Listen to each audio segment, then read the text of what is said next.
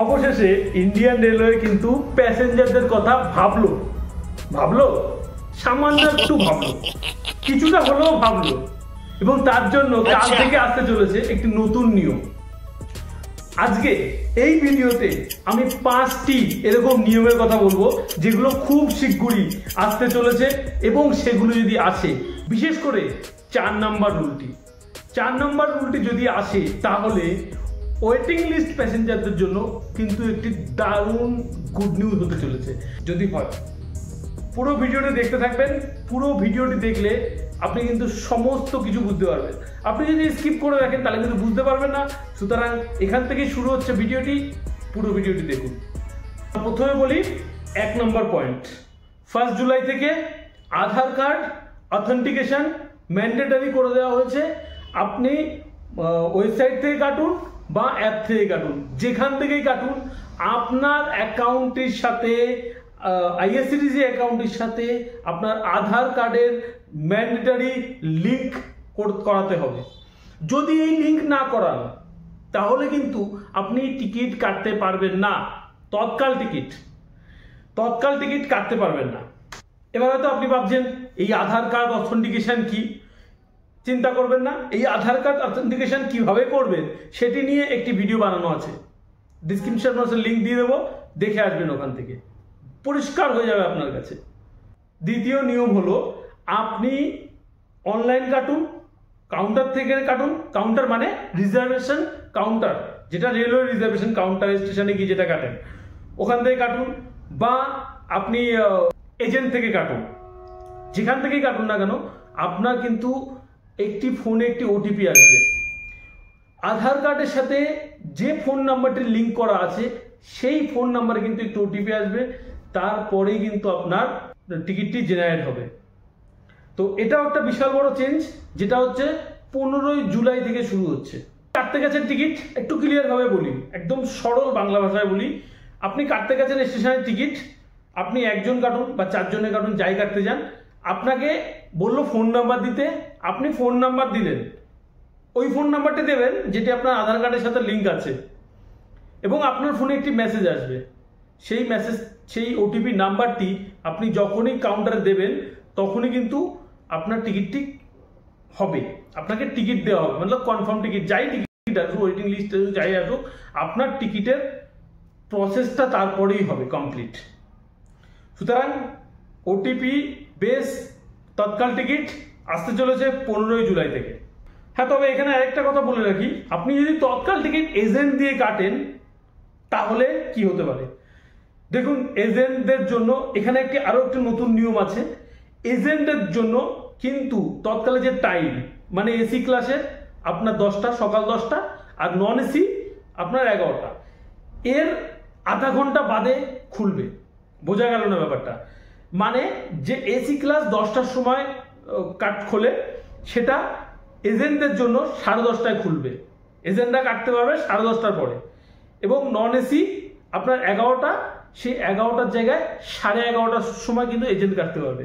সুতরাং বিজি রুটের ক্ষেত্রে এজেন্টদের ভরসা থেকে লাভ নেই, কারণ 30 মিনিটে কোনো টিকিট থাকবে না, এমনিতেই তৎকাল থাকেই না, মানে একদম সেই হেলাফেলা লাইন হলে তবেই থাকে, তাছাড়া থাকে না, তৎকালে কোনো টিকিটই থাকে না, 5-7 মিনিটের মধ্যে সব শেষ হয়ে যায়। এখানে আপনার মনে একটি প্রশ্ন আসতে চলেছে, দুটো প্রশ্ন আসতে চলেছে, যে আপনার যদি আধার কার্ডই না থাকে, বা আপনার আধার কার্ড আছে কিন্তু সেই আধার কার্ডে লিঙ্ক করা নেই, ফোন নাম্বারে লিঙ্ক করা নেই, হয়ে গেল, বা আপনার লিঙ্ক তো করা আছে কিন্তু সেই নাম্বারটি বন্ধ হয়ে গেছে বা চালানো হয়ে গেছে, ক্লোজ হয়ে গেছে, চালু নেই, আপনি জানেনই না, হতেই পারে এরকম গ্রামগঞ্জে অনেকেরই কিন্তু হয় যে তার নাম্বারের সাথে আধার কার্ডের লিঙ্ক আছে কিনা সে জানেই না, বা কিছুই তার জানে না, সে অনেক আগে আধার কার্ড তৈরি করা হয়েছে এবং সে কিন্তু কিছুই জানে না। সেক্ষেত্রে কি করা, কি হতে পারে? আমার একটাই উত্তর, আপনি কিন্তু তৎকাল টিকিট পাবেন না, নর্মাল টিকিট পেয়ে যাবেন। তৎকাল টিকিটের জন্য আপনার ফোন নাম্বারের সাথে আধার কার্ডের লিঙ্ক অবশ্যই দরকার। তার মধ্যে একটা কোশ্চেন আছে, এখানে আরেকটা প্রশ্ন, যেটা যে আপনার ধরুন একটা পিএনআরে যে একটা পিনারে আপনি একের বেশি যেতে চাইছেন, প্যাসেঞ্জার আছে একটা পিনারে, তাহলে আপনি টিকিট পেতে পারেন। কিভাবে? আপনি যে কোনো একজন প্যাসেঞ্জারের যার আধার কার্ডের লিঙ্ক আছে বা সে নাম্বারটা চালু আছে তার নাম্বার দিন, তার নাম্বার ওটিপি আসবে, এইভাবে আপনি করতে পারেন। এটি একটা মানে হতে পারে এইভাবে। আপনার যদি সিঙ্গেল প্যাসেঞ্জার জার্নি করেন তাহলে কিন্তু আপনার আধার কার্ডের ওটিপি ফোনের যে লিঙ্কটা করা দরকার সেটা কিন্তু ম্যান্ডেটারি। আপনাকে ওটিপি ছাড়া আপনি তৎকাল টিকিট পাবেন না। আচ্ছা, এবার হচ্ছে 3 নাম্বার রুল। 3 নাম্বার রুল হচ্ছে ওয়েটিং লিস্ট টিকিট দেওয়া বন্ধ, সম্পূর্ণ বন্ধ। না, সম্পূর্ণ বন্ধ না, সরি, সম্পূর্ণ বন্ধ নয়। এখন ওয়েটিং লিস্ট টিকিট কিন্তু লিমিটেড করে দেওয়া হয়েছে। মানে আগে ধরুন 100, 150, 200 ওয়েটিং লিস্ট টিকিট কেটে নিচ্ছে মানুষ। মানে আমি কালকে জার্নি করব, কিছু না একটা ওয়েটিং লিস্ট টিকিট কেটে নিলাম, কনফার্ম হবে কি হবে না সেসব যা গুলি মারো, কিন্তু আমি একটা ওয়েটিং লিস্ট টিকিট কেটে নিতাম। এখন কি হচ্ছে, আপনি ওয়েটিং লিস্ট টিকিট ততটাই ছাড়া হবে আপনার জন্য, পাবলিক করা হবে যতটা একটা পার্সেন্টেজ 25%, যে টোটাল টিকিট তার 25% ওয়েটিং অনলি নেওয়া হবে, তারপরে ওটাকে ক্লোজ করে দেওয়া হবে, রিগ্রেট লেখা হবে। আমি আপনাকে একটা ভিডিওর মাধ্যমে দেখিয়ে দিচ্ছি। তো আমার স্ক্রিন রেকর্ডিংটা দেখতে পাচ্ছেন। আমি এবার আইআরসিটিসি অ্যাপটি খুলে নিলাম। এখানে মেসেজ আসছে এখন 1 জুলাই থেকে যে ঘটনাটা ঘটবে, মানে ঘটনা না সরি, যেটা আপনার লিঙ্ক করতে হবে আধার কার্ডের সাথে অ্যাকাউন্টটা। তো আমার দুটো অ্যাকাউন্টই লিঙ্ক করা। তো এখানে আমি দেখাচ্ছি যে কিরকম দেখাবে আপনার ওয়েটিং লিস্ট। কেন বলছি ওয়েটিং লিস্ট বন্ধ, মানে আগের মতন ওয়েটিং লিস্ট বন্ধ। তবে হ্যাঁ, এখানে কিন্তু আপনার এরকম না যে সমস্ত রুটে এটা চালু করে দেওয়া হয়েছে, এটা সমস্ত রুটে চালু হয়নি এখনো, কিছু কিছু রুটে। আমি দেখাচ্ছি আপনাকে। আমি এখন আমি যেটাতে জার্নি করি সেটাই বলছি। আমি হঠাৎ করে কালকেই দেখলাম এটা। তো আপনার NBQ, এটা হচ্ছে নিউ বঙ্গাইগাঁও, খুব পপুলার ট্রেন, এই লাইনে খুব পপুলার ট্রেন। তো 4 তারিখ 4 জুলাই আমি একটা টিকিট সার্চ করছি, দেখেন নর্মাল টাইমে কিন্তু পাওয়া যেত। এবার দেখি পাওয়া যায় কিনা। দেখুন এখানে কি দেখাচ্ছে, রিগ্রেট। এই দেখুন, আগে কিন্তু পাওয়া যেত, যে ট্রেনে আছে সেখানে আছে, কিন্তু যেহেতু এই ট্রেনটা খুব প্রেশার থাকে তার জন্য এই ট্রেনে কিন্তু নেই। ধরুন একটা এসি ক্লাসে আপনার 300 প্যাসেঞ্জারের সিট আছে। 300 প্যাসেঞ্জারের যে সিট আছে সেই সিটের 25% বা 20%, 75 জন প্যাসেঞ্জারকে কিন্তু ওয়েটিং লিস্ট দেওয়া হবে, তারপরে কিন্তু আর দেওয়া হবে না। তো একটি সিম্পল একটা রাফলি হিসাব আমি বললাম। ঠিক এরকম করে ধীরে ধীরে আরও অন্য লাইনে যেগুলো চালু হয়ে যাবে, এখনো সব লাইনে চালু হয়নি। তবে হ্যাঁ, যখন কনফার্ম প্যাসেঞ্জাররা টিকিটটা ক্যান্সেল করবে তখন ওই ধীরে ধীরে আবার কিন্তু ওয়েটিং লিস্টগুলো কনফার্ম হবে এবং তারপরে ওখানে কিন্তু খোলা হবে, মানে আবার খোলা হবে। এমনটা না যে রিগ্রেট হয়ে গেছে মানে আর খোলার কোনো চান্সই নেই, এরকম নয়। হতে পারে ওটা আবার ধীরে ধীরে যখন ওয়েটিং লিস্ট কমবে তখন ওখানে আবার কিন্তু অ্যাভেলেবেল করে দেওয়া হবে। চতুর্থ রুল হচ্ছে সব থেকে ইম্পর্টেন্ট রুল। যদি আপনার ওয়েটিং লিস্ট টিকিট থাকে তাহলে কিন্তু এই রুলটা যদি চালু হয় তাহলে কিন্তু আপনি ছায়ে যাবেন একদম, পুরো মানে একদম মাতামাতি হয়ে যাবে এই রুলটা যদি চালু হয়ে যায়। কি সেই রুল? এখন চার্ট প্রিপারেশন হয় 4 ঘন্টা আগে, মানে ট্রেন ছাড়া শিডিউল যে টাইম তার 4 ঘন্টা আগে কিন্তু চার্ট প্রিপারেশন হয়। এই নতুন রুল অনুযায়ী আপনার কিন্তু 24 ঘন্টা আগে, একদিন আগে চার্ট তৈরি হয়ে যাবে। কি সুবিধা হবে এই চার্ট তৈরি হলে? এক তো রেলের কি সুবিধা, রেলের সুবিধা হচ্ছে ওয়েটিং লিস্ট প্যাসেঞ্জারদের কতটা ওয়েটিং লিস্ট প্যাসেঞ্জার আছে তাদের জন্য হয়তো এক্সট্রা বগি লাগিয়ে বা কোনো অন্য রাস্তা বের করা যেতে পারে ওয়েটিং লিস্ট প্যাসেঞ্জারদের কনফার্ম টিকিট করার জন্য। প্যাসেঞ্জারদের কি সুবিধা, আগে থেকে জানতে পারছে, সে by road, by flight, by অন্য ট্রেন, যে কোনোভাবে সে তার যাত্রা কিন্তু প্ল্যান করতে পারে। এতদিন কি হচ্ছিল, স্টেশনে গিয়ে 4 ঘন্টা, বাড়ির থেকে ধরো 5 ঘন্টা 6 ঘন্টা তার ঘরে স্টেশনে আসতে লাগে, তো সে কি করছিল, স্টেশনে গিয়ে ওয়েট করছিল যে কনফার্ম হবে কি হবে না। এখন সে তৎকালও টিকিট কাটতে পারবে, যদি এটা চালু হয় সে তৎকালও টিকিট কাটতে পারে, যেহেতু 24 ঘন্টার আগে 4টি প্রিপারেশন হবে।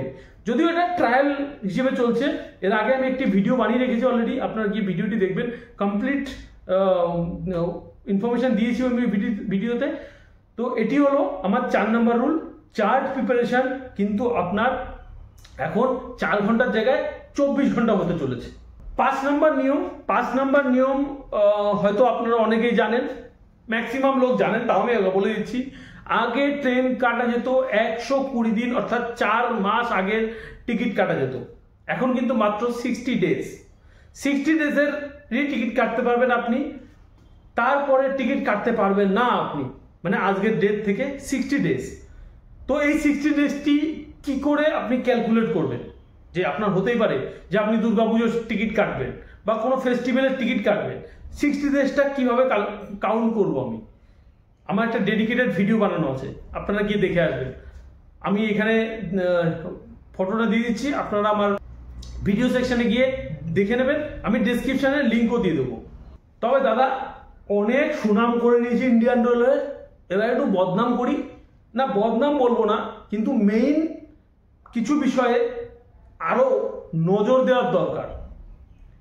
1 নম্বর কি, ট্রেনগুলোকে প্লিজ দয়া করে ইন্ডিয়ান রেলওয়ের কাছে আমার হাত জোর করে নিবেদন, ট্রেনগুলোকে অন টাইমে চালান।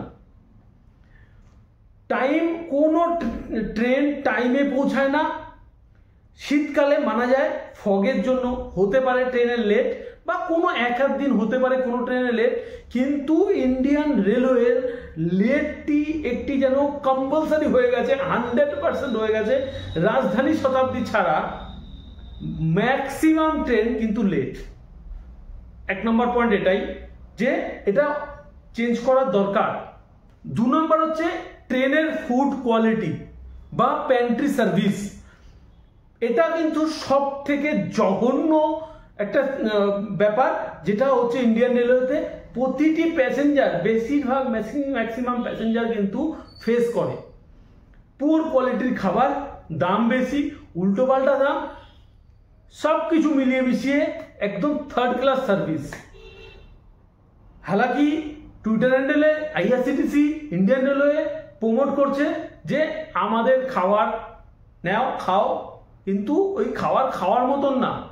আপনি 100, 200, 300 টাকা দিচ্ছেন, ভালো খাবার নেবেন, সেই সস্তা মানের খাবার, এবং তার জন্য একটি টিম গঠন করা উচিত এবং প্রপার জাজ করা উচিত, ফুড কোয়ালিটি মেনটেন করা উচিত। আমার আবেদন ইন্ডিয়ান রেলওয়ের কাছে। ভিডিওটি শেয়ার করে দেবেন যাতে এই বিষয়গুলোর উপর ইন্ডিয়ান রেলওয়ে ফোকাস দিতে পারে। তবে হ্যাঁ, আরও একটি বিষয়, বহু বছর ধরে, হয়তো 5-6 বছর ধরে রেলের ভাড়া বাড়ে না, রেলের ভাড়াও কিন্তু বাড়তে চলেছে। কতটা কি সেটা নিয়ে নেক্সট একটি ভিডিওতে আবার বলবো আমি। ভিডিওটি ভালো লাগলে অবশ্যই লাইক, কমেন্ট, শেয়ার করে দেবেন। চ্যানেল নতুন হলে অবশ্যই চ্যানেল সাবস্ক্রাইব করে বেল আইকনটি প্রেস করে নেবেন, কারণ এরকম অনেক ইনফরমেটিভ ভিডিও আপনি কিন্তু আপনাদের জন্য এনে থাকি। বাই বাই, ভালো থাকবেন সবাই।